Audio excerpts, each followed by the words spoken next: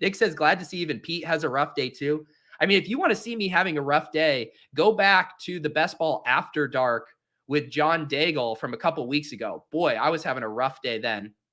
Speaking of Best Ball After Dark, did one with Mike Shope, longtime Buffalo Bills radio personality. If you guys are a YouTube member on the channel, you have access to all of those Best Ball After Dark streams. I've done them with Denny and Hope Bishop and Leone and Chess Liam. All kinds of great guests. Have really been enjoying those and had an awesome talk with Mike Shope on Saturday night. We talked about hosting. We talked about traditional fandom versus fantasy, how over the years he has become a fantasy sicko. It was a really good conversation. I've gotten some good feedback on that. So definitely take advantage of that. If you guys are YouTube members, access to those YouTube member only shows.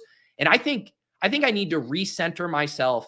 I think we need to get back on track after these technical difficulties with a coffee pour. I mean, that's what is really going to get me back on the straight and narrow here.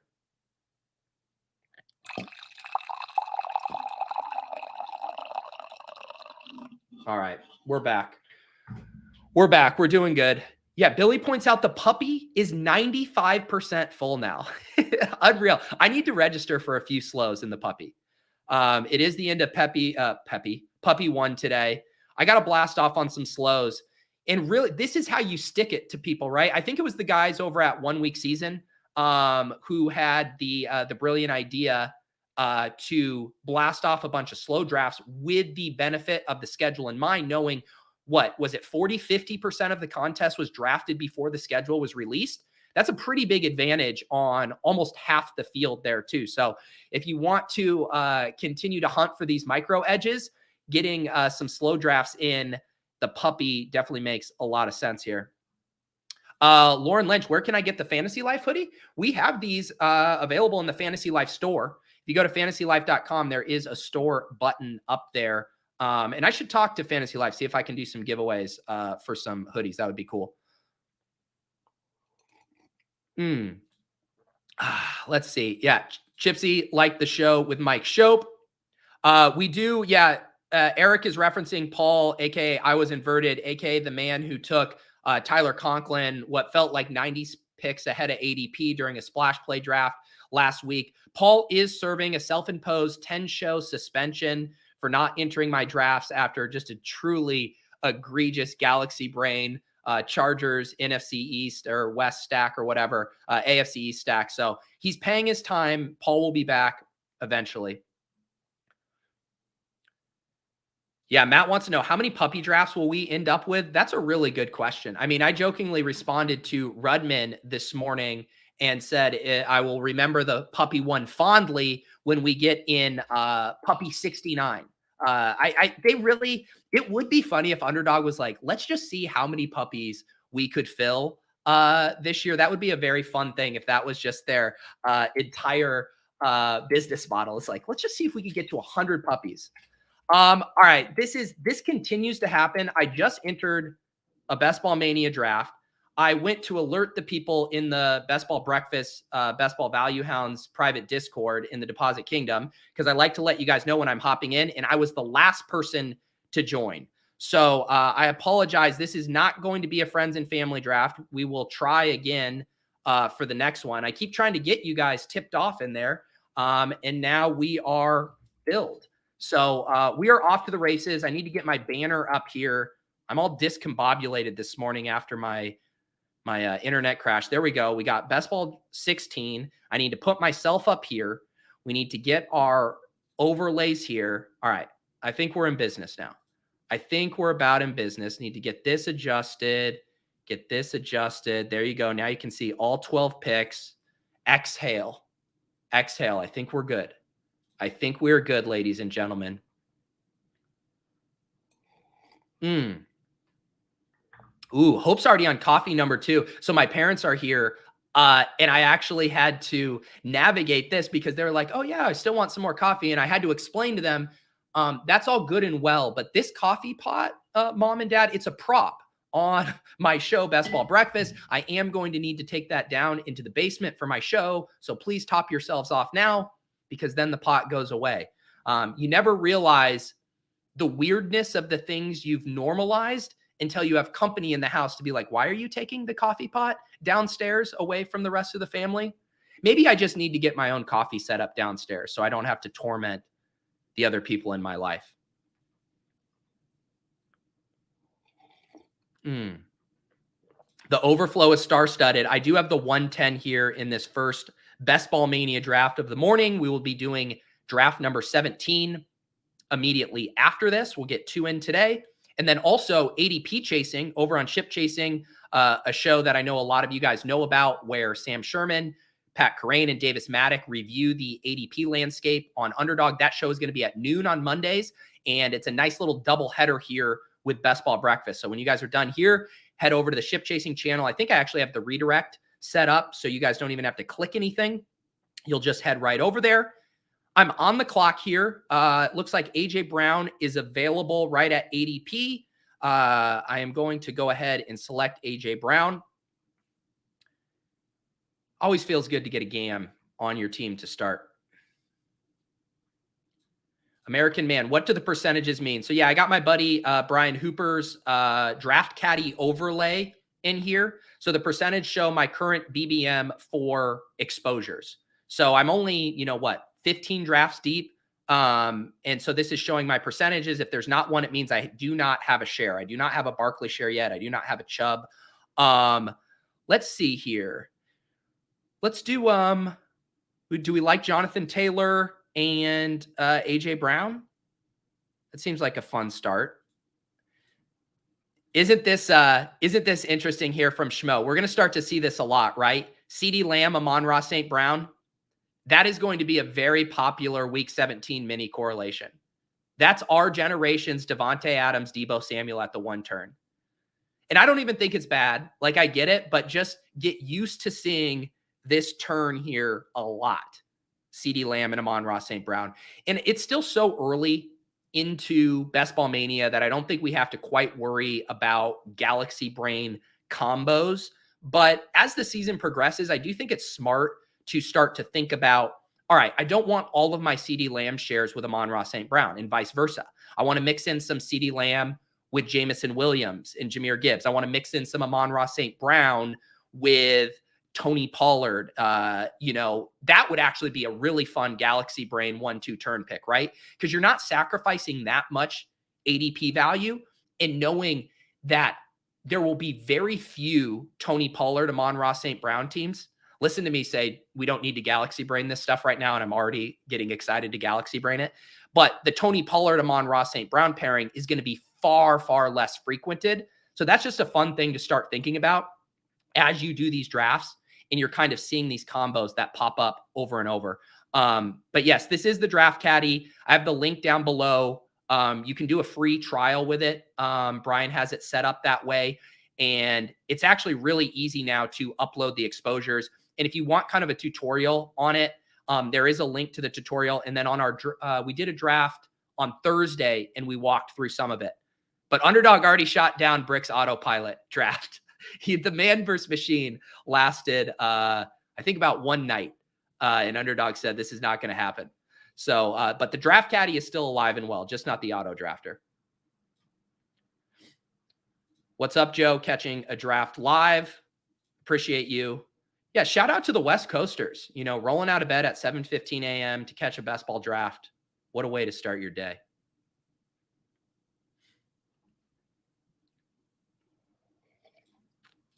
Jason says, how am I supposed to get work done with all this Monday content? I know, man.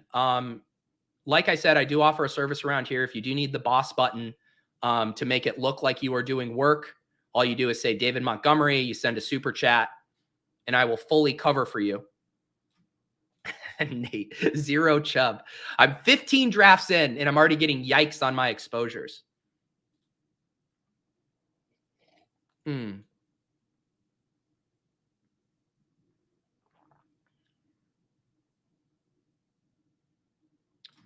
Thoughts on Jameson Williams? I like Jameson Williams. Where's his ADP going right now? I think he's appropriately priced. Why am I struggling finding Jameson Williams? Here he is. 101.3. That seems fair to me. That doesn't seem That doesn't seem outrageous because I think we were talking about it when he first got suspended, and I was benchmarking it against that like Juju Smith-Poopster and Jacoby Myers tier. You know, Myers at 116, Juicer at 107. So, like, I mean, once we're in Juju territory, I'm completely fine taking a guy like Jameson Williams.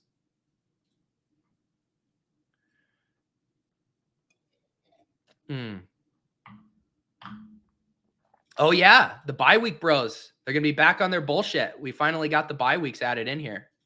I can't wait for someone to point out to me that I have two guys on bye week. All right. Man, Ramondre is right out of the gate. I believe my highest exposure player right now is Marvin Mims. What do I have of Marvin Mims? Yeah, 53.8%, but Ramondre is going to be right up there now. I'm taking Ramondre at 310 every time. This is a fun start. I know you guys all want to see me piss yellow. We'll probably get to do that in the second draft when I get the Red Badge Brigade in here. I'm not dodging you guys. I see that in the chat. AJ says he's dodging the Red Badge Brigade. All I do is click enter. All right. I can't help what the fill status of a draft is before I enter it. I'm not dodging you. In fact, I'm famously not dodging you. I'm saying I'm taking on all comers, 150 drafts, all on stream. What are we going to do here? What are we going to do? I do not have any Amari Cooper shares. Is this the time I get an Amari Cooper share? I stop being stubborn. Let's do it. We'll stop being stubborn. Amari Cooper, come on down. For the audio listeners, we're through 4 rounds. We've had some technical difficulties. We've fended off accusations that we're dodging the Red Badge Brigade. We've had a coffee pour. We've talked about Jameson Williams, and now through 4 rounds, I have Jonathan Taylor and Ramondre Stevenson and A.J. Brown and Amari Cooper. Chat is popping today, trying to catch up. Oh, no, our poor guy, Sam Berman. I'm a sad man today, Pete. Poor Sam. His 76ers lost to the Boston Celtics in Game 7 last night. These poor Philly fans, man. First they lose the Super Bowl, then the Sixers get bounced. I'm sorry, Sam. That's why I took A.J. Brown for you. I knew if I took A.J. Brown, it would cheer you up. All right, Aaron K. This is so funny you say that because I legit got a text message from Evan Silva last night. And I will read this to you. The goddamn ship chasers have officially ruined fantasy football. It was multiple text threads. Then another text thread I'm on with him. The fucking ship chasers have ruined fantasy football. Have y'all seen the underdog ADP? While y'all East Coasters sleep, I'll be calling on my Antifa friend Ben Gretsch to bail us out on this deficit. Hopefully that's good for you. Verbatim text messages from Evan Silva on the state of the ADP landscape on Underdog. Here's the thing, Evan. If it weren't for us, if it weren't for the goddamn ship chasers, you wouldn't be getting 3rd round Derrick Henry. You wouldn't be getting 3rd round Nick Chubb. If anything, Mr. Silva, you should be thanking us. All those high T running backs you love to take at the 1-2 turn, we're giving you a discount on those guys. We should be celebrated right now. Absolutely celebrated. I can't catch up with the chat. You guys are on fire today. Yeah, the Antifa Fred Gretsch.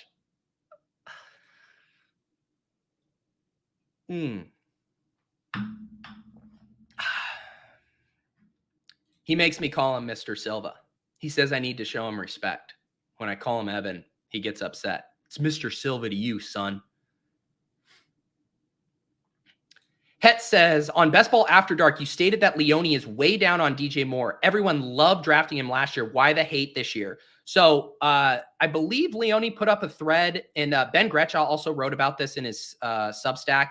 But the Leone stuff is even throttling up the Chicago Bears pass rate this year. He still marks out as being like 15 to 16 wide receiver picks ahead of where their rankings put him based on that baseline projection. And Leone was saying he's even fudging it, adding in even more of an upside premium to DJ Moore's projection. and he still can't even get him within the ballpark of his current ADP. And so it definitely gives me pause. And I think you can argue, or not argue, I think you can safely say DJ Moore's ADP is getting pushed up by Justin Fields drafters, right? Because you have people taking Justin Fields here, and this is exactly what happened at the turn.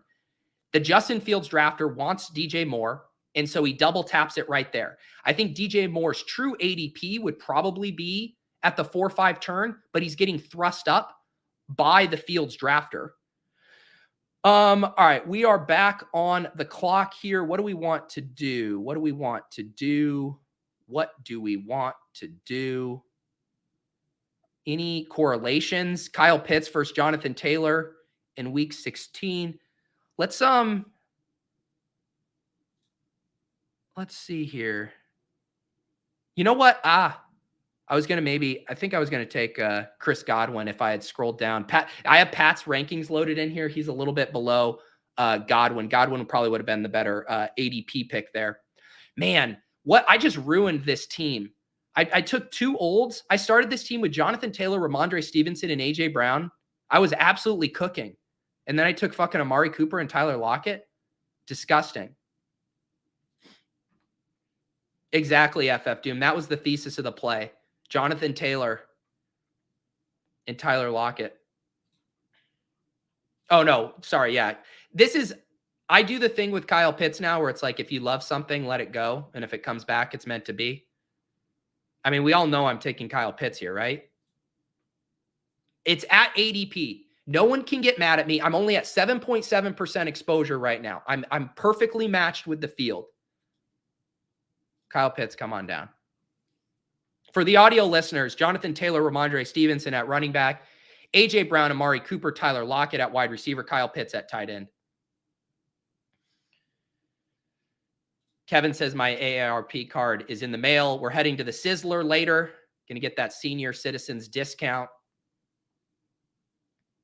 Uh-oh. Neil here. Neil is a bye week bro. Neil, one of the best ball data guys we got in the biz, but also a bye week bro. It's just such a tough scene for Neil. I want to respect Neil so much, but he's afraid of bye weeks. Are the disgusting bros? The badge bros should rebrand themselves as the disgusting bros. They could all dress up. They could start wearing suits to their streams. You wanted me to take what? Oh, no Trevor Lawrence shares yet? Yeah, no Trevor Lawrence shares. I think it's because I haven't been taking a lot of Calvin Ridley where he's going. And then I'm generally not taking Trevor Lawrence to backdoor stack. Obviously, that's very viable. But I kind of continue to hammer the elite tight ends in that range where he's going. Let's see. The Trevor Lawrence goes off the board here at pick 68, unstacked to Omar.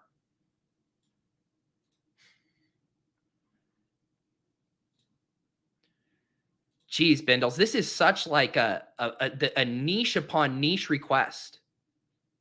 You want me to impersonate Jacob Sanderson? I think I've only heard Jacob talk like 3 times. Well, I did just do my 19th pass on my dynasty rankings for my Substack posts. I have 4,600 words on every player, and I think you'll find it really helpful in navigating your dynasty drafts. Oh, go Maple Leafs. Go Maple Leafs. I actually submitted one of my tomes on Deuce Vaughn as a book proposal. They said you wrote so much about Deuce Vaughn that we're actually going to turn it into a book. There's my Jacob Sanderson impression. Jesus. Yes, Jacob was on our ship chasing stream. He's been doing some mailbag streams with Karain over on the legendary Upside. I didn't get to watch Succession last night. I watched the first half hour this morning, but I didn't get to finish Succession, so no spoilers. I don't know who wins the fake election yet. I don't know who wins the fictional TV election.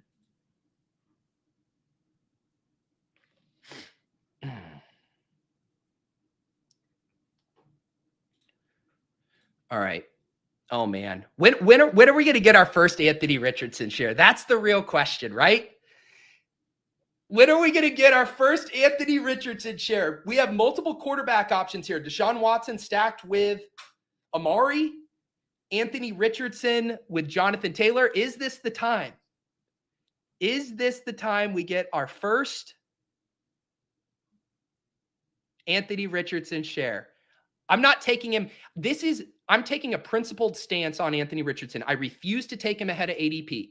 If I'm getting an Anthony Richardson, it's after ADP. So we are not selecting him here at 710. I refuse. I absolutely refuse. So do we take Deshaun Watson here, or do we get another wide receiver and then take whichever of Deshaun Watson and Anthony Richardson come back to us? We still have Geno available for a backdoor stack. Let's get a little Brandon.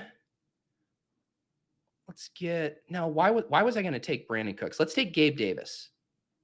For some reason, I thought I had someone on Detroit, but I was getting mixed up because I talked so much about the Amon-Ra St. Brown Ceedee Lamb mini that I thought I had a Detroit guy. Can you imagine accidentally selecting Brandon Cooks with no correlation already? That would have been a disaster. The Wi-Fi at this resort is a disaster. I thought about it easy. I thought about it. Grabbing both of them. I should be able to get one.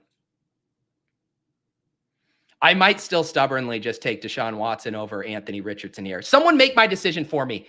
Higglesworth, make my decision for me. Take one of Watson or Richardson. I'm begging you. I don't want to have to choose right now. Do it, Higgles. I love the drama. You're milking this. You're absolutely milking this. Do it. Yes. We stay pure. 0% Anthony Richardson. Well played, Higglesworth. Well played. We select Deshaun Watson to stack with Amari Cooper. Always feels good to just get an awful human being on your team. We did it. That one's for you, Spags. No Anthony Richardson. We stay pure. Whatever like the equivalent of saving yourself for marriage is, that's what I'm doing with Anthony Richardson. I'm saving myself for Anthony Richardson until I can get him both stacked and after ADP. I'm taking a vow of Anthony Richardson's celibacy. Yeah, I mean, we all know that Deshaun Watson's a much better bet, although I don't know. I have my issues with Deshaun Watson. I do think, like, I saw a tweet thread about Deshaun Watson the other day, or I think it was actually about Amari Cooper. Someone was making the case for Amari Cooper. And then, like, one of their throwaway points was, and Deshaun Watson should definitely improve and take a leap this year. And I'm like, why are we making that assumption? It's still like the excuses for Deshaun Watson, again, just we'll set the fucking off the field stuff aside, but just like on the field, I don't know how you just fully ignore how awful he played last year in a way that allows you to just extrapolate improvement as if it's a given. I don't really get that. Obviously, selecting him when correlated with Amari Cooper. If Amari Cooper smashes at this ADP, well, then Deshaun Watson's probably going to have a pretty good year. So obviously makes sense for this team, but man, I am still a Deshaun Watson skeptic for fantasy football. I'm terrified about this week 17 outdoor game between Deshaun Watson and Aaron Rodgers. It's probably going to be 60-mile-per-hour wind gusts. Nick Chubb is going to have 49 carries. Amari Cooper is going to have one target, and the ball won't even get to him. Deshaun Watson's going to throw the ball, and it's just going to stop like 5 feet in the air, like it's a bullet in the Matrix or something, and just gravity will kick in, and it'll just fall to the ground. That's what the conditions of the game are going to be, and I'm fully prepared for it.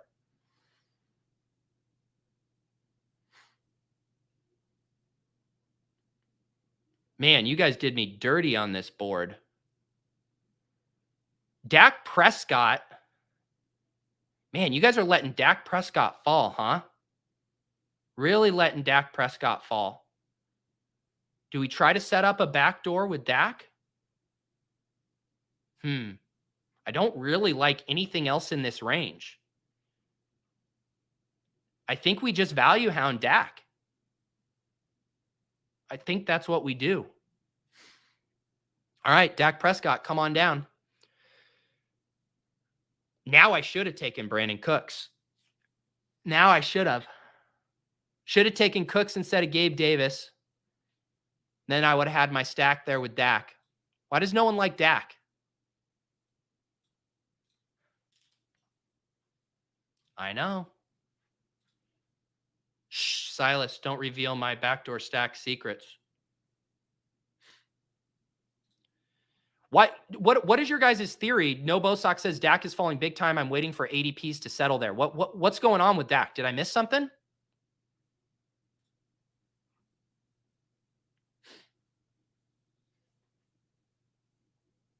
Oh, you're right. The Cooks and Lamb. Oh my goodness. Did I just brutally snipe?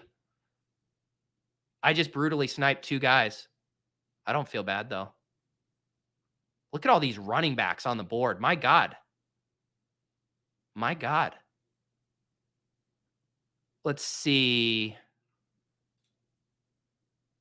Do we want to just take Tyler Boyd here? I'm going to put him in the queue. Yeah. I think I'm going to sit on this running back pocket here. We add Tyler Boyd to the squad.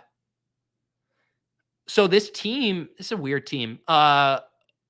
Through 10 rounds, Deshaun Watson and Dak Prescott at quarterback, Jonathan Taylor and Ramondre Stevenson, the double anchor at RB. Our wide receivers, A.J. Brown, Amari Cooper, Tyler Lockett, Gabe Davis, Tyler Boyd, tight end, Kyle Pitts. All right. You got to set up some stacks. Got to get stacking.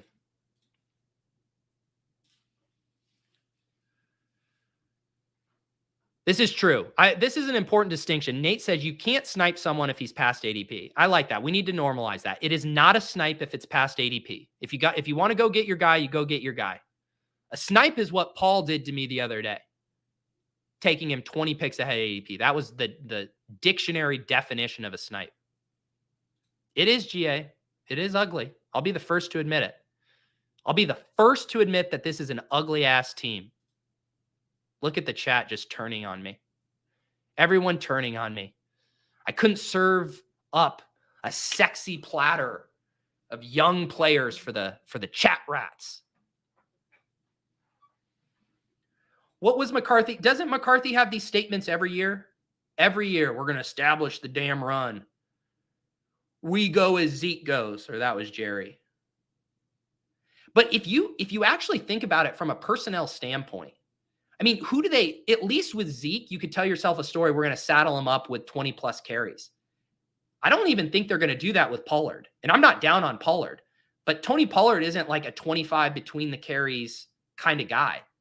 Like the way their personnel is built this year, you bring in Brandon Cooks. I mean, this team is built to pass more. At least their personnel is telling us that. I mean, you guys think they're ramming Rojo in between the tackles? Malik Davis? I don't know. I'm not really scared about it. I think every coach deep within their soul would prefer to run the ball.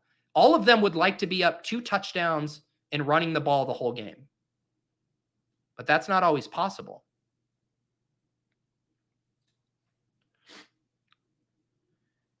Silas bringing up this year they no longer have Kellen Moore. That is bad. That is bad. But I just don't think they're going to have the choice, but not to play faster, not to pass more. All right, what are we doing in this range here?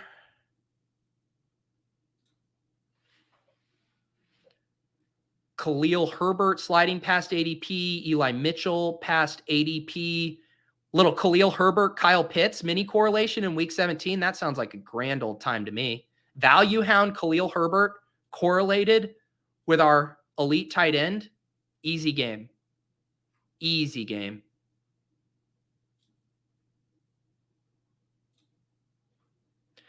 IO, is this the type of structure you'd stay at 2 QB with?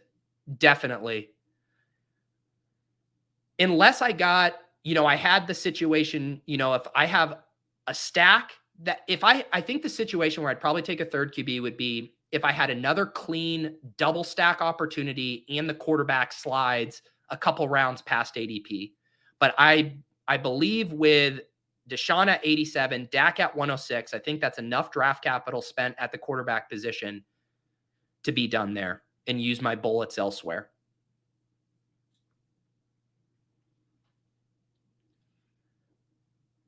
Uh-oh, Chris is already fudding my Khalil Herbert bags. Will Herbert even be playing in week 17? Roshan Johnson could be the man. Definitely possible. Certainly possible. All right, what do we have going on here? I was hoping Alec Pierce would fall to me. I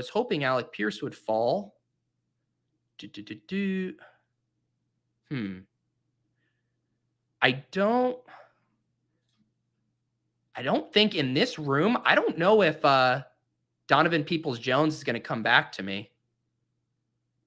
It's close. At pick 153, I pick at 154. We're going to reach around to get that double stack with Watson with DPJ. So our team so far, Deshaun Watson, Dak Prescott at quarterback, Jonathan Taylor, Ramondre Stevenson, Khalil Herbert at running back. Our wide receivers, A.J. Brown, Amari Cooper, Tyler Lockett, Gabe Davis, Tyler Boyd, Donovan Peoples-Jones, tight end, Kyle Pitts.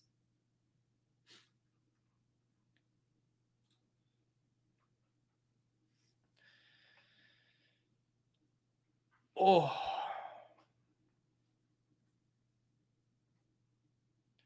Chris Mooney says, is value hound alone a worthwhile strategy? I see a lot of reaches now with the combination of stacking and week 17 focus from drafters. So in general, the way I think about things is we have different levers that we're pulling in a draft, right? And a lot of these are laid out really nicely in Leone's Best Ball Manifesto, the things we're trying to accomplish, right? We're trying to avoid dead roster spots. We're trying to get ADP value in two ways: real-time ADP value in the draft room when a guy falls, and also closing line value on players who are going to see their stock and ADP rise over the course of the season.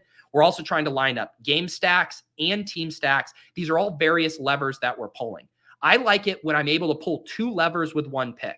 So that Khalil Herbert pick was pulling two levers. I got a guy falling past ADP, and I got him correlated in week 17 with my tight end pick. So that's generally what I'm trying to do. I think when you're reaching a ton and you're only pulling one lever, you're often offsetting the benefits there. Where if you think of things as like a sliding scale of a benefit of like ADP value is a boost, week 17 stacking is a boost, but then reaching way ahead of ADP to get that is a negative. And so you could argue with my Donovan Peoples-Jones selection here, that's probably just offset, right? I reached to get him, but I'm also getting a stack with a quarterback I've invested a lot in this draft. So maybe that one's a wash. But that's generally how I'm thinking about it. But to answer your question, I do think if you draft based off of value and then start thinking about your correlations later in the draft, you're going to be in good shape. I think that's one of the biggest traps people fall into. They say, week 17 correlation only works if I get the best players on each team. Everyone wants to think about week 17 correlation the first 10 rounds of the draft. It's like, just scoop up value at the beginning and then know all that correlation is available for you late. I mean, you can go look at the roster that Kerrane won with, and a lot of his correlation was cheap and it was late. Mike Gesicki, both of the cheap Dolphins running backs, Tyquan Thornton, all of those were late picks where he started loading in the correlation. Even Ramondre Stevenson was a double-digit pick for him. So I think that's where you really start to supercharge, because if you think about it this way, right? The players at the top of the board, those are the best players, the hashtag best plays. They are going to produce in a lot of different scenarios. It's the fringe players, the dart throws, those are the guys that need a game environment or specific factors that are correlated to reach their high-end outcomes. A.J. Brown can crush in a lot of situations, but Tyquan Thornton, he's going to need a pretty good game environment. He's going to need a deep bomb from Mac Jones to access his 95th percentile ceiling. So the further you get in the draft, the thinner the bet it is, and the more I think you want to say, how can I lever up this player who's a thin bet? Well, it's probably with correlation. It's with the game going off. So I would I think the best way to think about correlation is even more progressively as the draft goes. That when you're getting to the very end of the draft, it should be like front of mind. When you're at the beginning of the draft, I don't think you need to be sweating it as much. And that's why I also think you're going to see a ton of the Ceedee Lamb, Amon-Ra St. Brown stuff, right? Because people are thinking about that correlation so much at the top of the draft, when I actually think relax, live a little at the top, and then start to really dial it in as the draft goes on. All right. We're about to be on the clock here.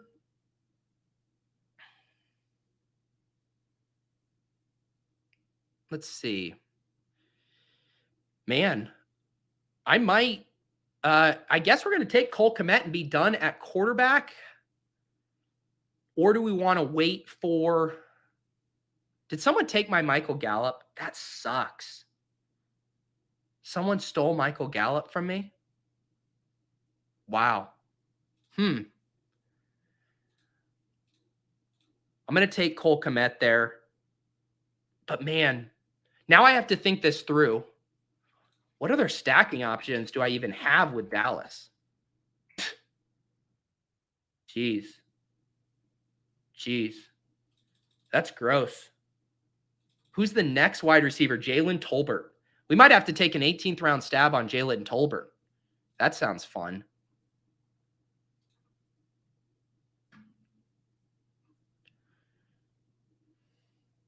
Trying to catch up on chat. GM Andy. GM. Pious Devil. Every time I make a post that I want Pete to see, the post immediately before him sends him on a diatribe. Wow. I don't know if that was a diatribe. I think that was, I would say maybe soapbox would be the best. Soapbox, maybe. Let's see. Should I do a little hand cucking? I mean, I've already made a super gross team. What if we do a little hand cucking? Deontay Foreman and Khalil Herbert, who I actually don't even think. I think the bad hand cucks are when the player's role on the team is directly dependent on the guy in front of him. Like Alexander Mattison isn't going to have a role unless Dalvin Cook gets injured or gets moved. Whereas both Khalil Herbert and Deontay Foreman, in the same way that Foreman and Chuba Hubbard last year, both were producing as standalone players. Tell me how much. Tell me that's a no-no in the chat. I need to see it. Tell me that's a no-no. Uh-oh. Yeah, who took Michael Gallup? At 151, JJ the man. Come on, JJ the man. I can't believe that. I missed Michael Gallup by 3 picks. I missed it to even be super tilted.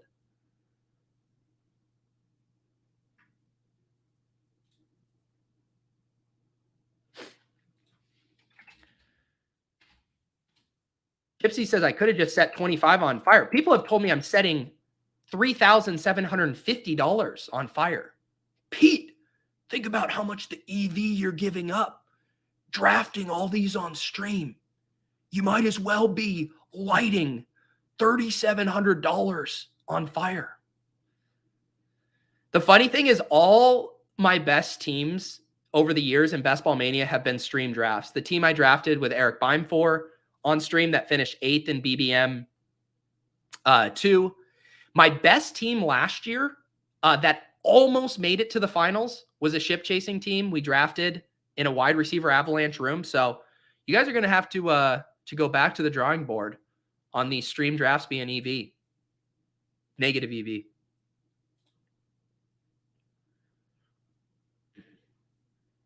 So this is the question. Let's talk this through. I hate 3 tight end builds. I honestly hate them. But do you do the 3rd tight end build to get that stack with Dak Prescott? Let me know in the chat.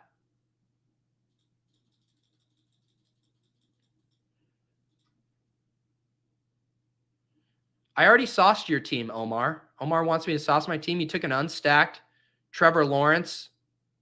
Whatever. You backdoor stacked him. You're fine. You're fine. And then you just backdoor stacked Derek Carr. It's always the guys who are lining up the most beautiful stacks that say, stack my team. Ooh, my team's going perfect. Will you tell me how much it sucks? Get the fuck out of here.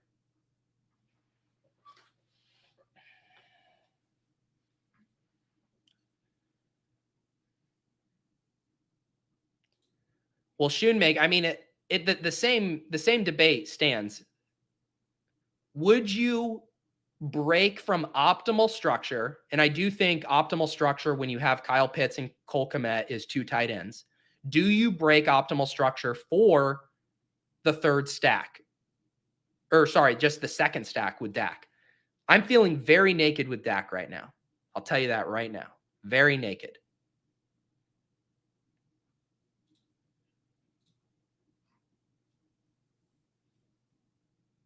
I'm so tilted that because basically that Michael Gallup snipe has sent this team on a trajectory I'm completely uncomfortable with. Because if I get Michael Gallup, I'm stacked with Dak. I miss out on Cole Kmet, but then I double stack Dak late with either Ferguson or Schoonmaker or whatever. Let's get a little, let's see. I'm just going to go ahead. Tyquan Thornton and Gabe Davis going back and forth in week 17. That sounds like a blast.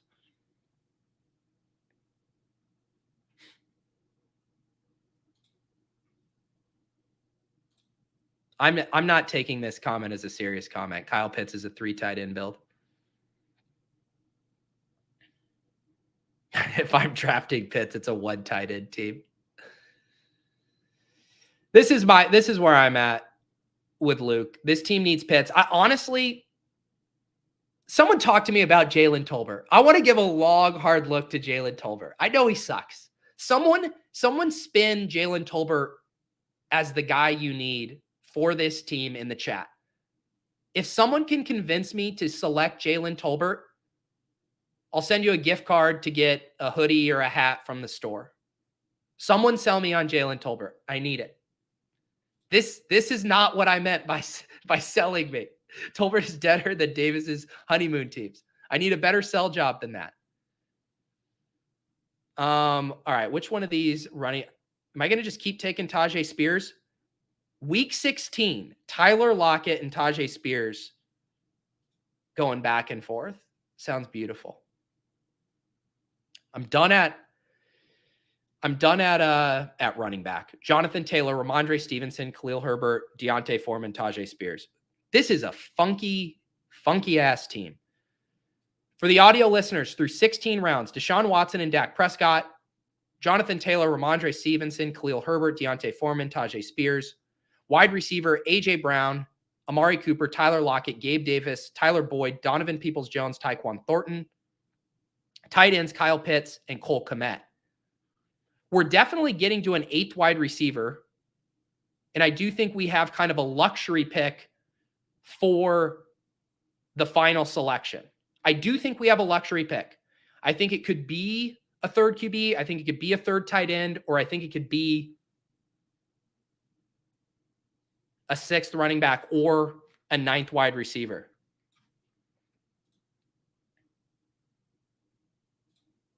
All right, let me cut. Did anyone make a good case for Jalen Tolbert?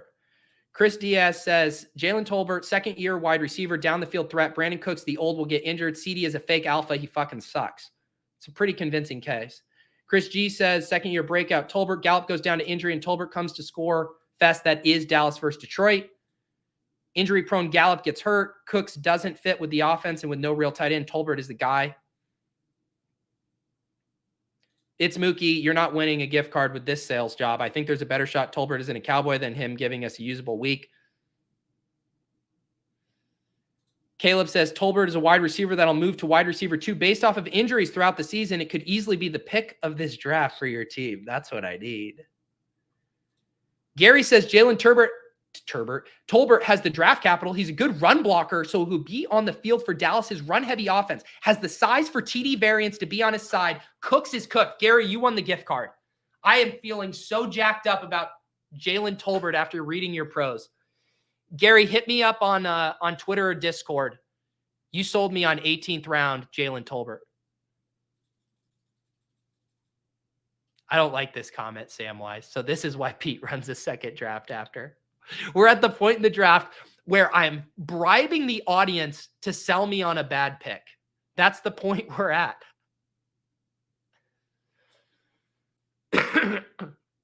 I agree. Andy says 3 QB feels like a waste. How about this? Real quick, break. You know, this is what we're going to do. We're going to take one of Jerome Ford or Cedric Tillman. I'm sold on Tolbert. I'm fucking taking Jalen Tolbert. Now I need the chat to decide for me, Jerome Ford or Cedric Tillman with my last pick. You guys decide. Let me see the votes in the chat. Oh my God, Dobby, you almost won the gift card. You almost won it. Will Fuller to Dallas. I might have selected Will Fuller over Jalen Tolbert. 30 minutes earlier. We need to avoid dead roster spots. Fast forward. Will Fuller? Oh, Jerome Ford goes. Cedric Tillman it is. Tillman. Sorry, Ford's gone. Found on the roadside dead. Cedric Tillman, come on down. This is a gross team. I don't know any. I'm not even going to try to spin it. It's a shitty team. What do you want me to say? For the audio listeners, I want some honest feedback from everybody. I want you to know how you feel about this team. We raw dog Dak Prescott. We overstacked Deshaun Watson. We handcuffed the Bears backfield and apparently not the one you need. We have Kyle Pitts at tight end. We have Jalen Tolbert, or I said raw dogged Dak Prescott. We did take Jalen Tolbert. I did just forget doing that 4 seconds ago. I don't know, guys. Maybe I've lost my touch. Maybe I'm washed up. Maybe I don't know how to draft anymore. Let me read the fucking team. Deshaun Watson and Dak Prescott. Jonathan Taylor, Ramondre Stevenson, Khalil Herbert, Deontay Foreman, Tajay Spears. Wide receivers, A.J. Brown, Amari Cooper, Tyler Lockett, Gabe Davis, Tyler Boyd, Donovan Peoples-Jones, Tyquan Thornton, Jalen Tolbert, Cedric Tillman. Tight end, Kyle Pitts, Cole Kmet. Like, structurally, I don't mind this team. The 2-5-9-2, the places in the draft where we spent capital on the various positions, perfectly comfortable with this 2 QB build, this 2 tight end build, the double anchor RB with some late round guys feathered in. Lots of wide receivers. Like, it seems fine. What is the saying? Good from afar, but far from good. It's like from a distance. This team, yeah, not too bad. And then you start to get close. And you're like, Jalen Tolbert? What the hell? That's the only stack you have with Dak? You took 2 Chicago running backs? This team has an average age of 34 years old. Oh yeah, that is awful. That is awful. We're rusty.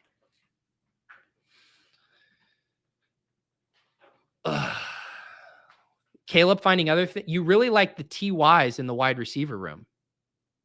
Tyler Boyd, Tyler Lockett, Tyquan Thornton. You're right. Tillman, Tolbert. We drafted a very alliterative team. You're right. We need everything to be reset. We need everything to be reset. First, though, I do need to go name this draft. I do need to name it. It's a good thing that Underdog doesn't give us more characters in here for naming these, because I would editorialize about this draft probably more than I will otherwise. Number 16, Best Ball Breakfast. 2-5-9-2. Cleveland, Dallas. Oh, are we going to get in? Can we fit in Yuck? We can't fit in Yuck. Sorry, guys. See, it doesn't let me to editorialize. All right, 16 drafts in the books. Let's all reset. Let's all reset. Let's all take a step back. Clear the decks. We need, what is the best ball equivalent of a juice cleanse? We need to flush out all the toxins. We need to reset. We need to get the ducks ready. Are the ducks ready? There we go. The ducks are ready. If you're just tuning in and wondering what the hell is going on, you're at our mid-draft intermission, halftime. We will be drafting a second team. It will be much better. I promise you that. It will be much, much better. Before we do, I do want to mention again, I've talked about this a few times on the show, the Best Ball Data Bowl. I am hosting it this year with my friends over at the Fantasy Data Pros. We've actually gotten a submission already. One of the cool things about how Ben over at Fantasy Data Pros has set this up is all of the submissions are going through a GitHub repository, so you can actually go and review current submissions. So if you're looking for inspiration in here, the first one was submitted actually a couple of weeks ago, predicting best ball playoff teams with the best ball value curve and a stacked XG boost. Some of this stuff is above my IQ level, but this is the beauty of the Best Ball Data Bowl here. And I'm excited to see what you guys come up with. I know a few of you in the community already, Neil, Sam Hoppin over at 4for4, are readying their submissions. Joshua from the Undroppables. There's going to be some heavy hitters in this contest. I recommend checking out the Best Ball Data Bowl here. We got the full instructions in a sign-up form here. You can find all the rules. Basically, if you were inspired by Leone's Best Ball Manifesto, if you have interest in learning R or coding for fantasy, the guys over at Fantasy Data Pros will get you going. They have courses. You do not have to take the course to enter the Best Ball Data Bowl, but it is something where it can equip you with the tools to put together a good submission. I also have a channel in the Discord set up to talk about the Data Bowl as well as the Fantasy Data Pros course. And also, I did just get a t-shirt made. Everyone who does a submission to the Best Ball Data Bowl will be getting one of these Underdog sponsored Best Ball Data Bowl shirts. I think those came out pretty slick. Has to be a real submission. No gaming the system. We will be able to tell whether it's a real submission or not. But yes, this will be for anyone who submits. There's also going to be a prize. And I'm going to be doing a show later this week that you can keep an eye out for, where we are going to talk through kind of the state of best ball data analytics, the Best Ball Data Bowl. Sam Hoppin is going to be hopping on that as well. So keep an eye out for that. And if you ever have any questions, feel free to tag me in the Discord. There's going to be a lot of conversation around that. And I'm excited to see what you guys come up with here for the Best Ball Data Bowl. The ducks are being fed. I need some more coffee. And let's see here. Let's get back. I feel like we're centered. I feel like we're recentered here. I did just hop into another draft, and it looks like some of you got in after my alert. It looks like some of you got in.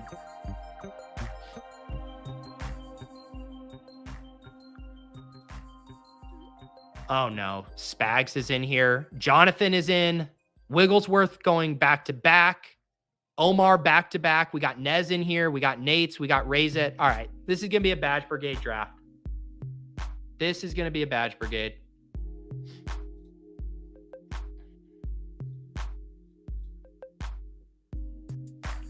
Who's in the overflow? This is a good question, Chris, for the Best Ball Data Bowl. How is it graded? There's going to be a panel. Ben from Fantasy Data Pros, myself. We're still rounding out the panel. How effective it is versus how intricate the analysis is.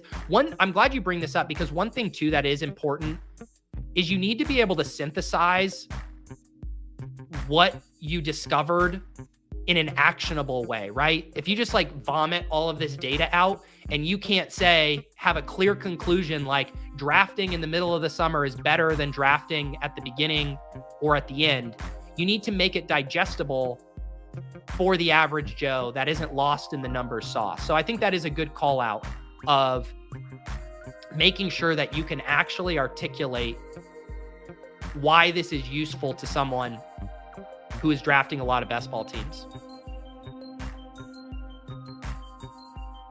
Nolan says, so you won't be getting your first AR share. It does not look like it, but you never know. What he's going at, like pick 85? I pick at pick 90. I don't want to make any promises. If he's there at pick 90, I'll consider it. I'll just say that. I'm picking at pick 7 here in my second Best Ball Mania draft. I need to get the banner going here. Draft number 17. Number 17 of 150. All right, I'm on the clock. What do we got here? Do we do a Bijan? Bijan at 7 at ADP? Sure. Why not? Why not? There we go.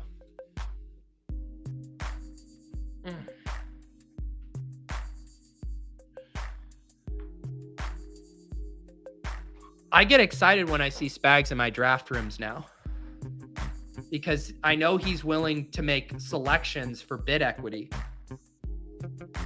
which helps me get a better team. Uh-oh. Eric's calling Bijan a lock.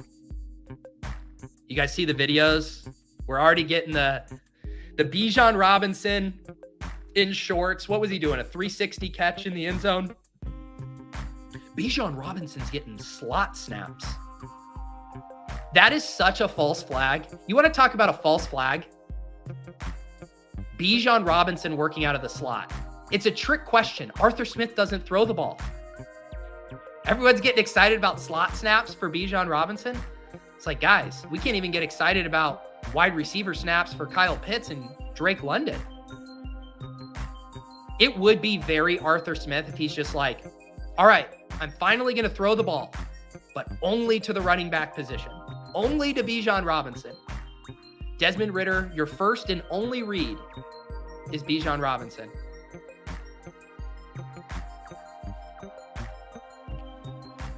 All right.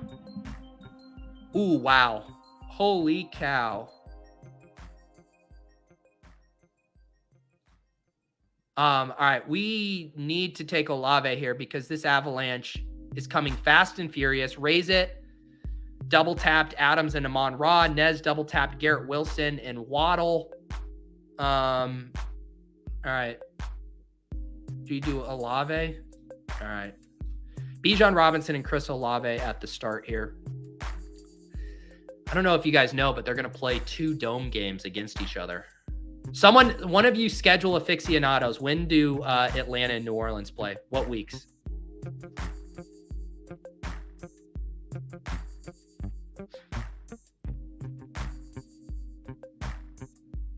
Bindles pulling double duty, multi-tabling, and I'm in the Discord and in the overflow. Wow, that's a lot. If you guys want to see me battle against Spags head-to-head, we have our Splash Play double headers now on Tuesday mornings. First draft will be right here on this channel at 10 a.m. tomorrow, and then we will head right over to the Splash Play channel directly following for a second draft. Splash Play Tuesdays.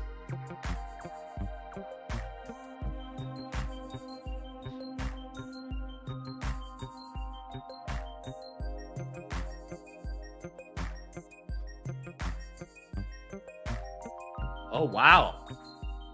Poker thought leader Will in the house tonight. Will's mad at me because I leaked our DMs. I'm still trying to get back in his good graces. Got to get Will on a best ball stream once I win him back over.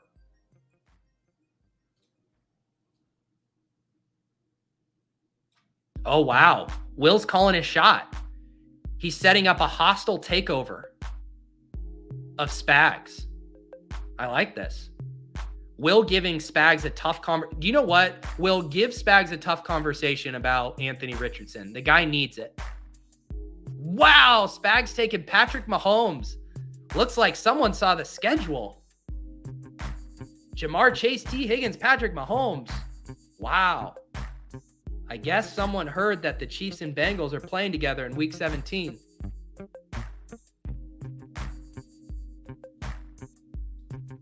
The Ducks are being fed. How's the mix for you guys?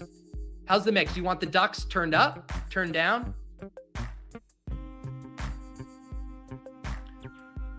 All right, what do we want to do here?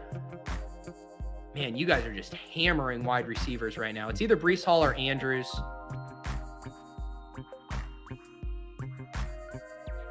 Let's do... Let's do Brees. Man, I'm ending up with a lot of 2 RB rooms these days. Feels gross, man. Feels real gross.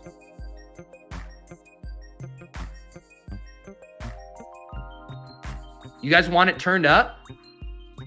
You guys don't even want to hear me talk. This is how you guys would want it perfectly.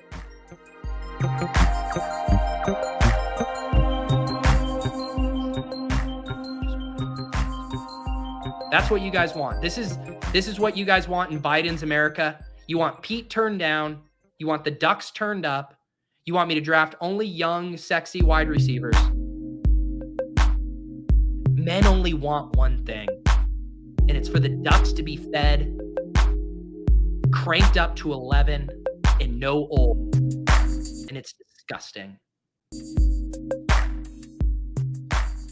All right, I have a slider here. I'm going to give you guys Ducks at 60 out of 100. If you guys are good, we can go up to 75.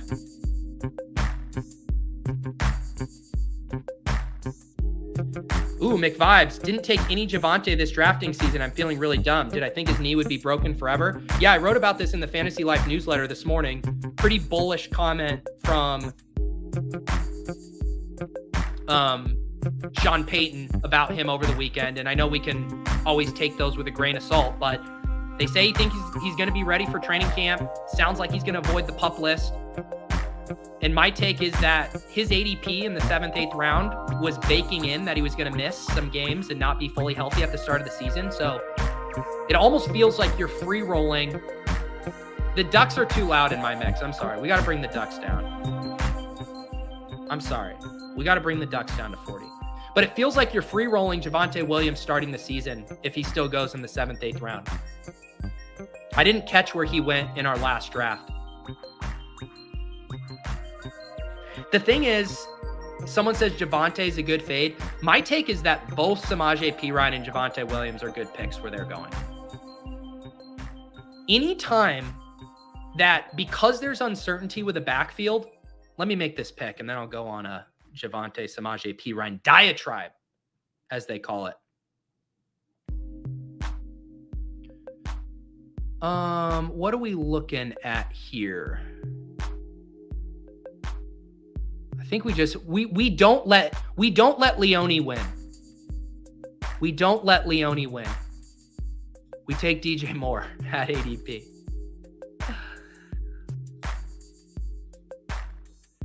DJ Moore, Bijan Robinson, week 17, the guys you need. Easy game. Jared said Drake London was screaming my name here. Oh, this was what I was going to say about Perine and Javonte Williams. I think both of them are good picks because both of them have league-winning upside depending on how things break. And there's a few backfields that remind me of the Kenneth Walker, Rashad Penny situation last year, where drafters discount the backfield because they say, I don't know which one it's going to be. It's going to be a split. Neither of these guys are going to be a bell cow. But you see what happens when the backfield clears out. And I think even with the Broncos situation, I think both of them could have standalone value if Javonte Williams is back. Because the Broncos, the vibe I get from Sean Payton is that he's not in on Russell Wilson. I think they're going to hide Russell Wilson a decent bit this year. I think they're going to run the ball a ton with Javonte and Perine. And if either of them gets hurt or the either isn't ready, they are going to perform as a top 10 back, top 12 back if they have the backfield to themselves. So I want to be taking stabs at both of those guys. I mean, again, it was before Javonte Williams got hurt. We were taking him at the 2-3 turn of drafts coming off of his rookie year. We don't have questions about Javonte Williams' talent. We don't have questions about how the team was going to use him. I mean, he had 11 receptions as a rookie in one of those games before he got hurt. He's the exact kind of like risk-reward bets I want to take. My anti-Javonte Williams stance was, will he get cheaper in drafts? And now that we have these reports that he's trending in the right direction, I think his ADP is only going to inch up. So if you're a Javonte Williams skeptic, which is fair, I do think unless you want to have 0% of him, I would get my shares now because I do think he will inch up. And the closer and closer we get to the start of the season, with the reports being he's not going to miss time, He's going to move up multiple rounds. Brady David, how do you add ownership exposures? This is with the Brick Draft Caddy. I have the link down below. Then once you have that downloaded here, you can go to the exposures page. Let me get this comment off. Let me move the overlay so you can see it here. So you see this here, you go to the rankings page, or sorry, the exposures page, and then you hit grab exposures and it will be auto updated. And then in the Draft Caddy settings, you can select which specific things you want. Is this draft room, you guys are going to make me select Najee Harris? Seriously? That's what we're doing? This is what the Badge Brigade is making me do? You're making me select Najee Harris as a bit? Are you kidding me? We're really doing this? We're really doing this. I hate you guys. I hate you. I just had to... Najee Harris, you're going to make me do it. The Best Ball Cognoscenti has decided that Najee Harris should not be a 3rd round pick, a 4th round pick, and they're going to make me take him at 5'7". Is that fair value? What do you think Najee Harris's ADP should be? What's the true efficient ADP for Najee Harris? I hate it here. I absolutely hate it here.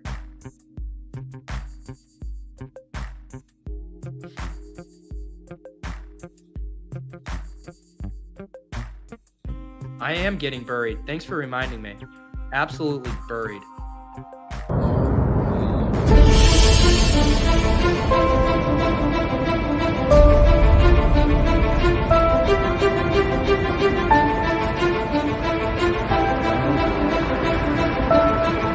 Oh, dear God.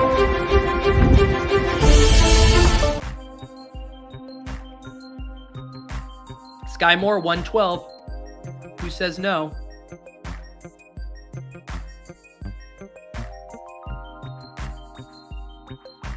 I didn't need this morning, Andy. I love Jalen Warren too. Watch me end up with like, because I have been running hot that when I join these drafts, they're almost all the way full. So I've been, coincidentally avoiding the Red Badge Brigade.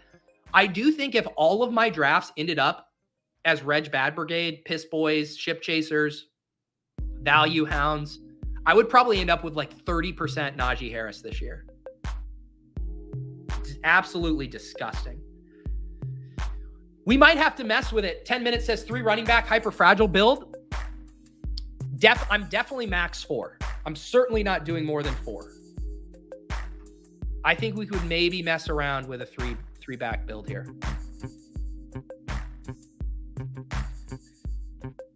There are some Purple Yosh. I like how there's no Sun God in the Avalanche, but Sky Moore is 112. Yeah, things really escalate fast in that Avalanche clip.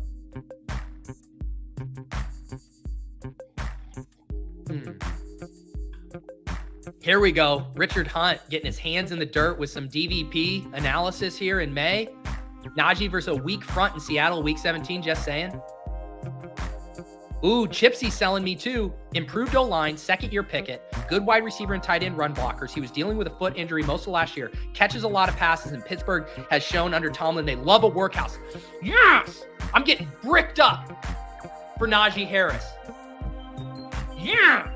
Look at all you idiots passing on Najee. You guys will rue the day you passed on Najee Harris. You know what? I got Pittsburgh fever after that. I got Pittsburgh fever. Deontay Johnson, come on down. All in on the Steelers. Bum, bum, bum, bum, bum, bum, bum. Eric says, hey, Pete, found your channel a couple of weeks ago and love the content. Thank you, Eric. It's nice to have someone friendly around here instead of all these grizzled Overzet channel chat rats who feel so emboldened and entitled to just say whatever the hell they want around here with no sense of decorum. It's nice to have you, Eric. Just heard you talk about the Best Ball Data Bowl, and I'm really excited for my research to be seen. Any updates on the prizes? That will be announced in the video that we're going to record. We're recording it tomorrow, should release on Wednesday, and Ben will be releasing the prizes. No, KZ says Najee Harris YouTube short incoming this week. I have been doing my best ball tips series. I think I'm up to 17 tips. There's a playlist down below, or you can check the shorts page. I think I have too much self-respect to make a YouTube short about Najee Harris.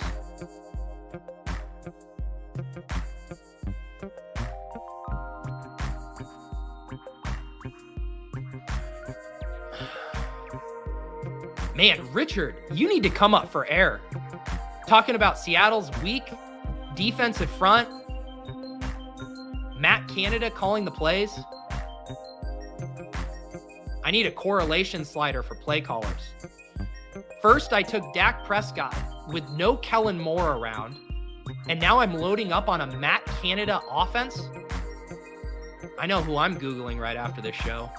Matt Canada. Who is this Matt Canada? Matt Canada, or dear ChatGPT, why does my chat hate Matt Canada? Matt Canada is an American football coach who's the offensive coordinator for the Pittsburgh Steelers of the National Football League, 51 years old. Mainly in college.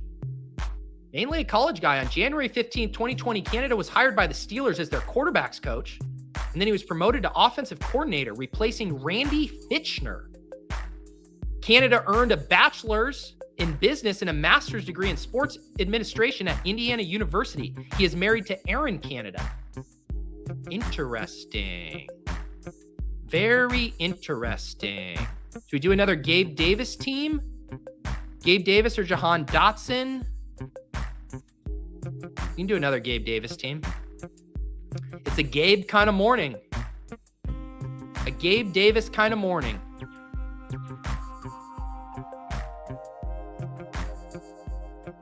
Thank you for this reminder. Purple Yosh, I'm on vacation, so apologies ahead of time for all the YouTube comments I'm going to post. As always, for those of you who are new to the channel, who aren't aware of my 150 stream draft challenge, when we hit 15,000 subscribers on the channel, I'm going to do a $1,500 giveaway to 3 different winners, $500 each. Super smooth payout structure. No top-heavy giveaways around here, folks. And the way you get entered into the contest is by leaving a comment on one of my streamed drafts. I have a playlist on this channel. I've done all the work for you. Anytime I draft a team on stream, I add it to that playlist. Every time you leave a comment on one of those videos, you get an additional entry into the giveaway. When I hit 15,000 subs, notice I said when, not if. We're on a good trajectory, folks. We're almost to 13.1K. We've added over 300 subs, 300 plus subs in the past 2 weeks. We are on good trajectory. Keep leaving those comments. It helps. When we hit 1,500, I'll do a giveaway. And the more comments you leave on individual streams, 1 comment per video, but you can get up to as many streams as I end up doing. My guess is I end up around 80 to 90 streams. I need to check my math there. So you could theoretically have 80 to 90 entries. I have been drafting some of these on Best Ball After Dark. So those of you who are YouTube members are going to have a little edge there, getting a few more entries in, because you do need to be a YouTube member to have access to those. But all of the videos will be in the playlist. So the second this show is over, I can't track live comments. So when the show ends, go leave an actual comment and you will be entered into the giveaway. I do think we're on good pace. To get it. All right, what are we doing here? Look at this wide receiver avalanche. Whew. I am getting absolutely buried. This seems like a team where we need to take Jameson Williams a little ahead. Feels like a team where we need to take... There are a few value hound running back picks here, but I'm getting absolutely buried. Jameson Williams is a nice guy to take when you're trying to get some upside at wide receiver when you're buried.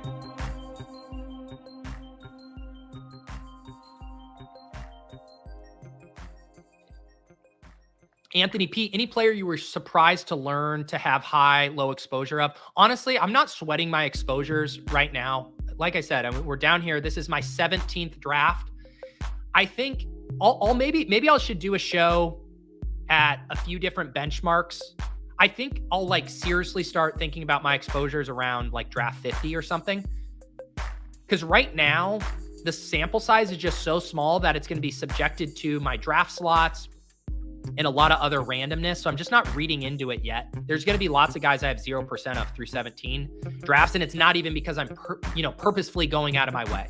Am I going out of my way to not draft Anthony Richardson? Absolutely. Wow. Anthony Richardson went pick 72 here. I like how Spags did the self-exclude version of Anthony Richardson by taking Patrick Mahomes and Joe Burrow.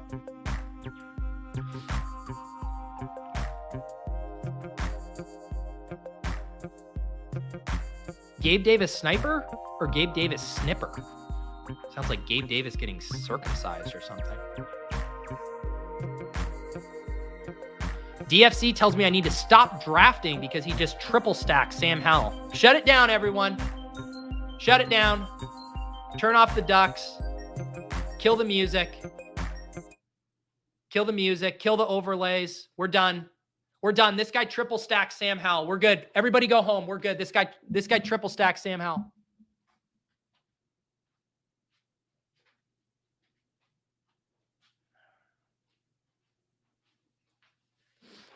Maybe I can dupe him. Maybe I can dupe his stack and we can split. We can split the 3 milli.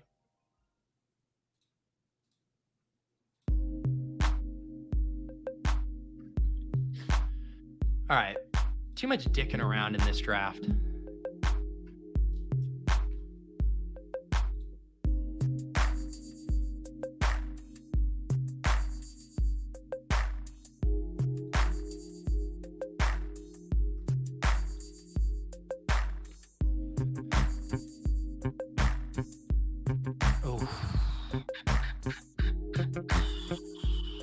God, this just sucks.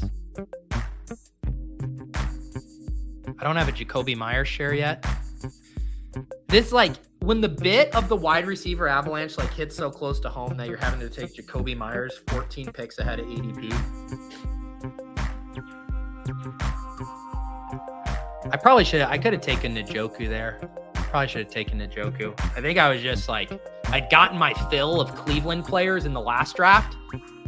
I was just like, I don't need dessert. No, I'm stuffed. Too much Donovan Peoples-Jones at dinner.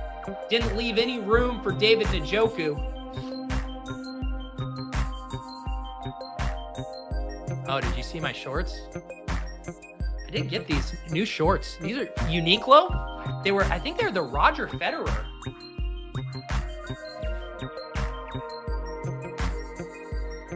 Oh, here they are. Little tennis shorts. That thigh action I showed you is on the house. You got to pay for the nips, but you can get a little thigh action on the house.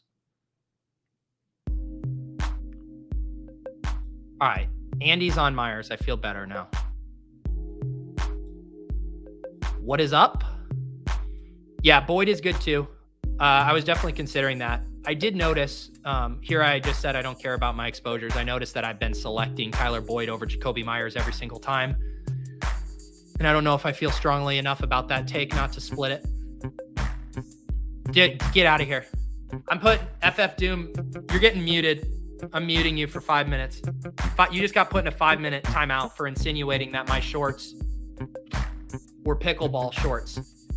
I mean, the fact that you guys are bringing up pickleball while this godforsaken hellscape of a sport is plowing down our Bed Bath & Beyonds for their own financial gain. Oh, David Njoku, if you love something, let it go. I take it back. Hey, waiter.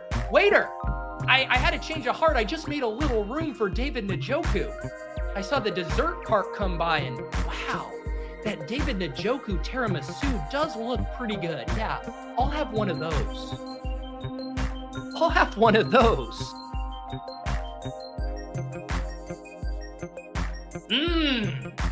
Feeling good. Stuffed up on Cleveland Browns this morning.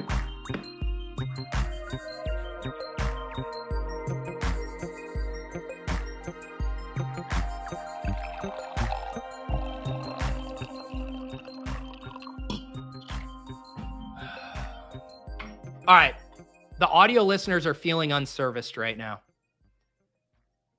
To catch you up to speed, I'm getting buried in a wide receiver avalanche. But I have tried to recover. Have I successfully recovered? Probably not. My running back, I have no quarterbacks. We are on the highway to a 3-quarterback build. Zooming past all of the signs, all of the police cars, ignoring the speed limits. We're headed toward a 3 QB build. Our running backs, Bijan Robinson, Breece Hall, and it pains me to say it, Najee Harris. Wide receivers, Chris Olave, DJ Moore, Deontay Johnson, Gabe Davis, Jameson Williams, and Jacoby Myers. Tight end, David Njoku, 10 picks past ADP. Every single time I do the value hound now, I sound more and more prepubescent.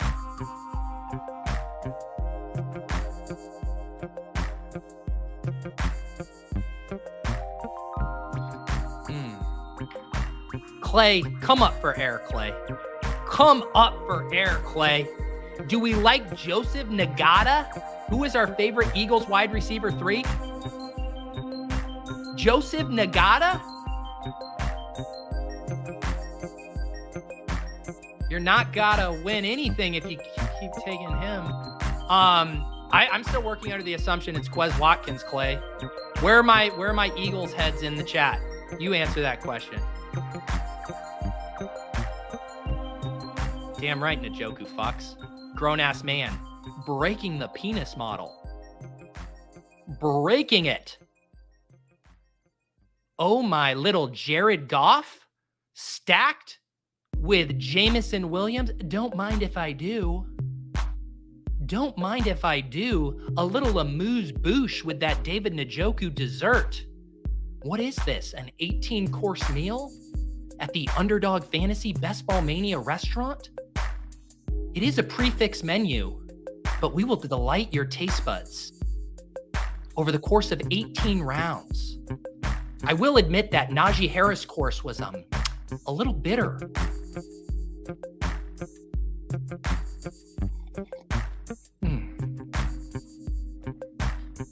Spags is putting on a clinic on how to get a team that can't advance out of round 1.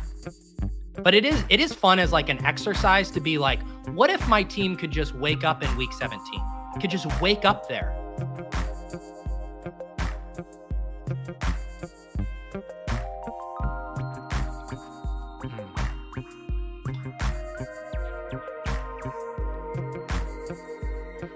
The Najee stack was well done, and I asked for medium rare.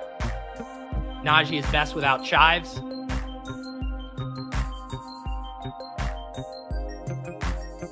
Ooh, Jared, now we're talking. We might have to ask that waiter to come back with the dessert cart.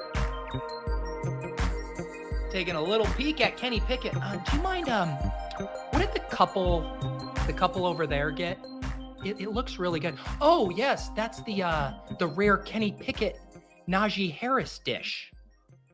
It's actually off menu. You have to specifically request it. The chef only makes a couple of them per seating. Could I get one of those Kenny Pickett Najee Harris dishes? Of course, sir. Of course. You just need to get about a 30-minute lead time so the chef has time to prepare it.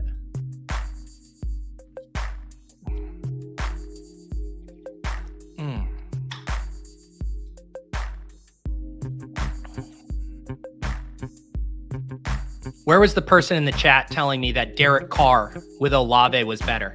You don't think I have a plan, bud? You don't think I'm out here setting up my stacks? You don't think I'm out here getting Derek Carr stacked with Chris Olave? This ain't my first rodeo. I know that last draft might have given you the impression that I don't know what the hell I'm doing. But I was just sandbagging you. Now I'm in my element. I got the waiters doubled over, yucking it up. I'm going to leave a 30% tip.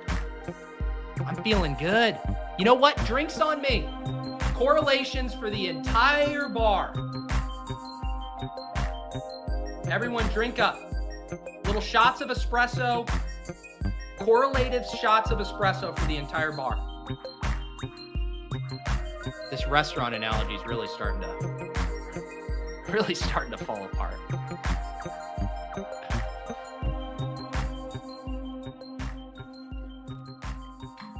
Oh, Chris. Taysom Hill build? Ugh. You do not want to see the Yelp review I left after my last Taysom Hill dish. Yeah, 1 star. 1 star from me. Let's just say I was in the bathroom all night after my last Taysom Hill share.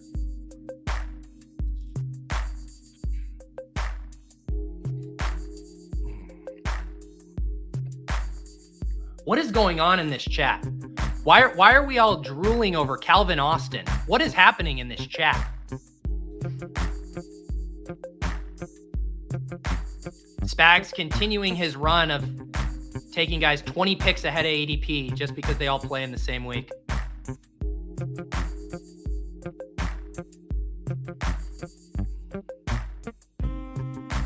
Dude, Silas says Foster Moreau over both. This one shocked me. I was doing the Best Ball After Dark stream with Mike Shope. And I think we had Derek Carr, right? Yeah, I think we had an Olave Carr team. And he started hyping up Foster Moreau. And I did not see that coming. I had to break the news to him that Foster Moreau doesn't even have an ADP.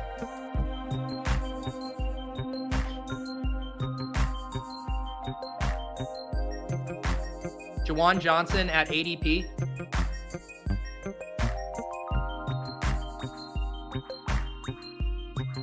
Yeah, let's do Juwan. You got to double stack Derek Carr.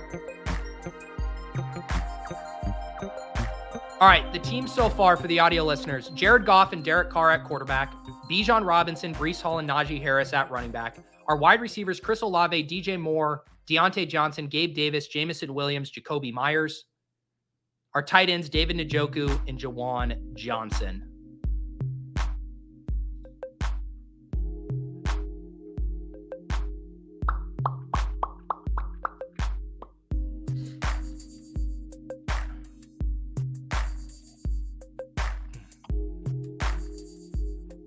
Yeah, don't get me wrong. Foster Moreau is a great story. It's like a legitimately awesome story.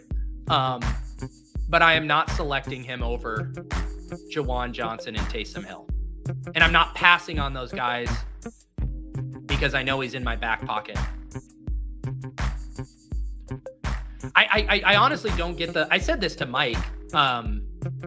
We had multiple games last season where Darren Waller was out and Foster Moreau just did not emerge as an option. And I think we were all like fooled because what was it, pre-Davante Adams, Foster Moreau had a couple of big games where he stepped in for Darren Waller. But then he just did not do that last year in a way that makes me confident of selecting him. Like a handcuffed tight ends, that feels like the epitome of a dead roster spot.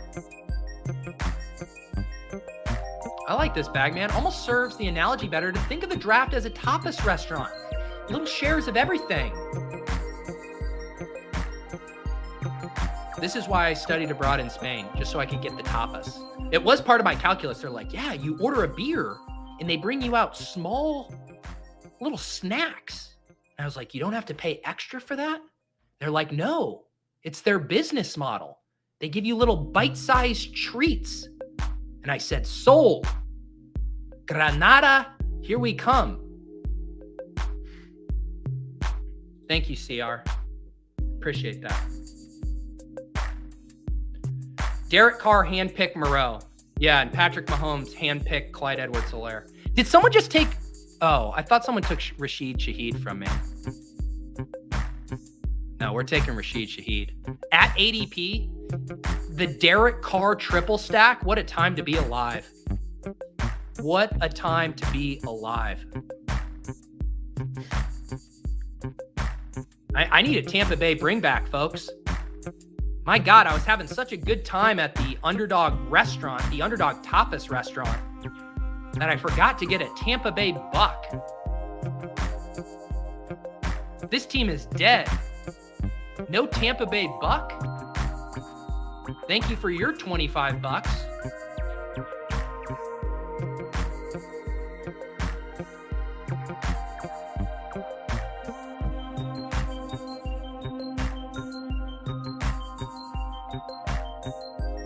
Woodband making the jokes my uncle made when I told him I met my wife in Spain. Guess you really did study abroad. I did. Yep. I met the mother of my child there. Do not call her abroad. Ooh. Kate Otten, bring back? Now we're talking. Ooh, no, Jared's really talking nasty to me. You could get nasty and grab Josh Reynolds for the golf stack. Pete, you're nasty. You're a nasty drafter. Why is that? Because you took Josh Reynolds. Uh-oh. We've now moved on from Calvin Austin. Lots of candidates for my final pick. We've gotten Calvin Austin. We've gotten Russell Gage now. Russell Gage fever has swept over the chat. Chipsy just drafted 2 tight ends with the same buy. Thanks for your donation, bud. How are you ever going to recoup those 6.4 points that the field is going to have on you? Do you know what share I don't have yet? I want a Sam Laporta share. And I do not have a Sam Laporta share yet. Makes me sad. Makes me real sad.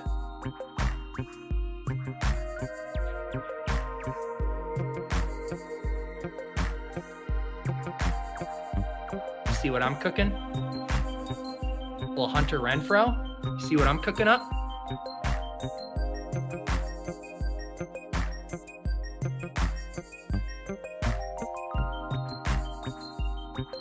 What if should we take Jalen Tolbert in back-to-back drafts? I mean, if Jalen Tolbert is going to be the guy we need in week 17 for my Dak stacks, he might just be the same guy I need coming back on my Jared Goff stacks. Just kidding. Don't worry. I will not. My promise to you, I can't promise you guys a lot of things. Should I commit to promising that will be my only share of Jalen Tolbert for the entire Best Ball Mania? Fuck it. I'm willing to do it. I want you guys to hold me accountable. I'm looking right now. I'm going to raise my hand. I, Peter Overzet, solemnly swear that I am done drafting Jalen Tolbert for the rest of Best Ball Mania 4 drafting season. On any of my stream drafts, which will be 150, I will never select Jalen Tolbert. I do not care if Brandon Cooks gets hit by a bus. I didn't even mean to bring that into the either. I don't care if anyone gets hurt. I don't care if he becomes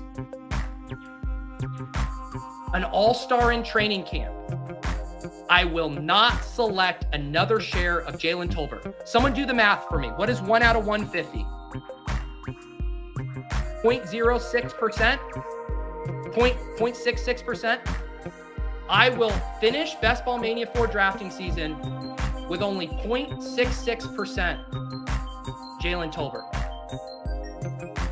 That's my promise to you guys. So you need to hold me accountable. I just spelled it out, Target Hog. Does not matter. I am a man of my word. I say I'm going to stream 150 drafts. I'm going to stream 150 drafts.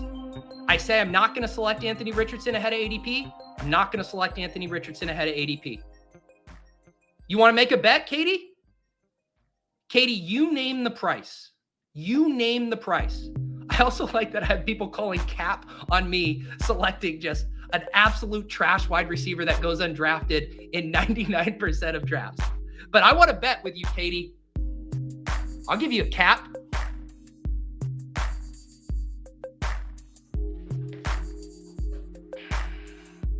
Oh, shit. I'm on the clock. Did someone seriously snipe? Someone sniped me on... I'm selecting Kenny Pickett. I mean, this was... Nate, what are you doing, dude? Nate's just had to get his Jimmy Garoppolo, Michael Mayer stack. Whatever. Kenny Pickett with Najee Harris. This is how we win. I saw it over on that couple's dinner, or on their table. It looked delicious. The way the chef said he was going to whip me up one more Kenny Pickett, Najee Harris dish tonight.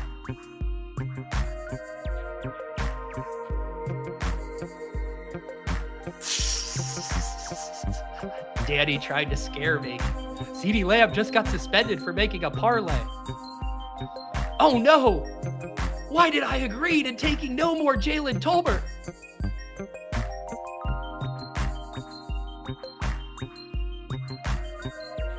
I almost forgot I have Deontay too. Where are we at right now? So we got Derek Carr triple stacked. We got Kenny Pickett double stacked. We got an unstacked Vegas thing going with Jacoby and Renfro. Jared Goff, we only have single stacked. We have 2 more picks. Look at you guys just letting... I fudded Taysom Hill so hard that you guys are letting him slide.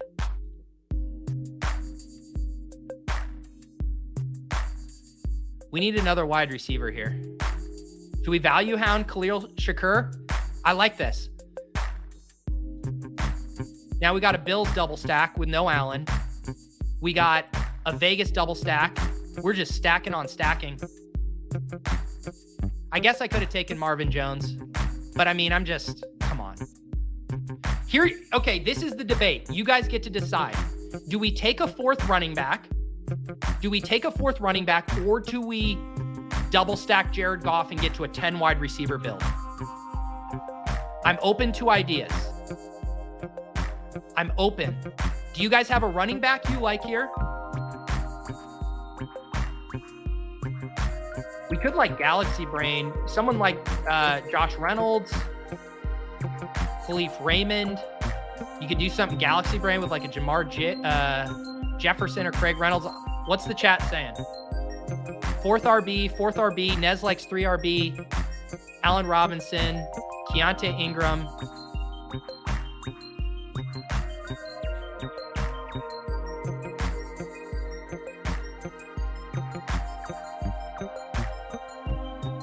Ooh.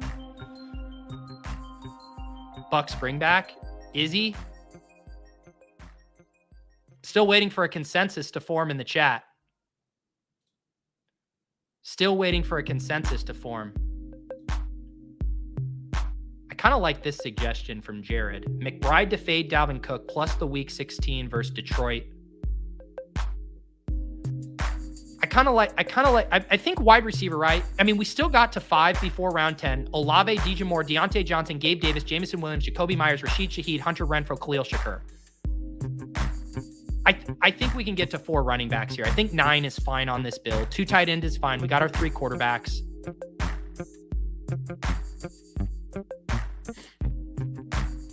I hate to break this to everybody, and some people saw this on another stream. It might have been the Splash Play stream. I think I'm Malik Davis over Rojo. I know that hurts to hear. Karain, earmuffs.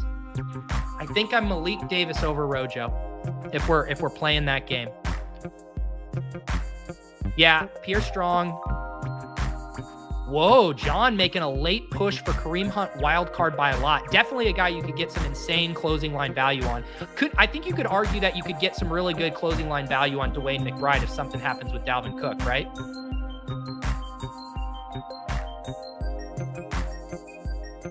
You guys have made some very compelling points. All right, Omar took Kareem Hunt. I kind of like the Dwayne McBride thing. We're going to do it. Dwayne McBride, come on down. All right, you guys pushed me to a hyper-fragile build. I believe this is my first hyper-fragile team through 17 drafts. The final squad. Jared Goff, Derek Carr and Kenny Pickett. Running backs, Bijan Robinson, Breece Hall, Najee Harris, Dwayne McBride. Wide receivers, Chris Olave, DJ Moore, Deontay Johnson, Gabe Davis, Jameson Williams, Jacoby Myers, Rashid Shaheed, Hunter Renfrow, Khalil Shakur. Tight ends, David Njoku and Juwan Johnson. Definitely, as usual, pushed out of my drafting comfort zone, but we always talk about like the ways you can get natural diversification, week 17 correlation, scooping up value. It's ways to grab guys you otherwise wouldn't.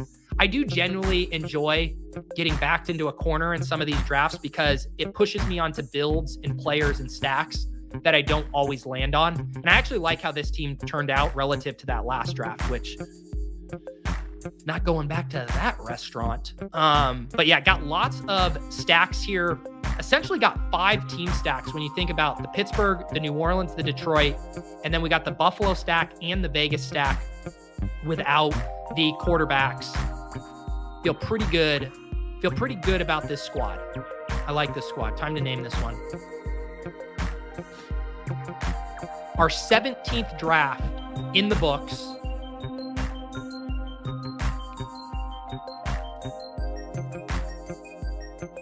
Number 17. 3492. Detroit. New Orleans. Pitt. Yummy. Oh, it let me fit in yummy. Yummy. We will always remember this as the 18-course draft. Detroit, New Orleans, Pitt. Yummy. Thank you to all the Best Ball Value Hounds and the YouTube members. Like I said, if you become a YouTube member, Best Ball Value Hound, $6.99 a month. Not only do you get the Best Ball After Dark shows, there's 5 or 6 of those available. Those are just for YouTube members. You can also hop in the Discord, unlock the Best Ball Breakfast YouTube channel, Discord channel. That's where I tip off when I get into drafts. I know we've been running poor on those and that I've been getting the last spot in some of these, but I will tip you guys off in there. Also, just a good place to talk best ball in the Best Ball Breakfast channel. And regardless, even if you're not a YouTube member, hop in the Deposit Kingdom Discord. The NFL Best Ball channel has been popping off lately with all of you guys discussing best ball strategy. And just here in 14 minutes, head over to Ship Chasing to watch ADP Chasing with Pat Carane, the defending Best Ball Mania champ, Davis Maddock, who once took Albert O 101 in a draft last year. Go ask him about that. And Sam Sherman. They will be reviewing the ADP landscape post-schedule and seeing which stacks are getting moved up. They should wait for Spags' data to come in and see all of the guys getting thrust up too far because of week 17 correlation. Speaking of Spags, I'll be back tomorrow at 10 a.m. for a draft versus Spags here on the channel. I appreciate you all. Have a wonderful Monday. We'll see you out in those streets. Don't forget to tip your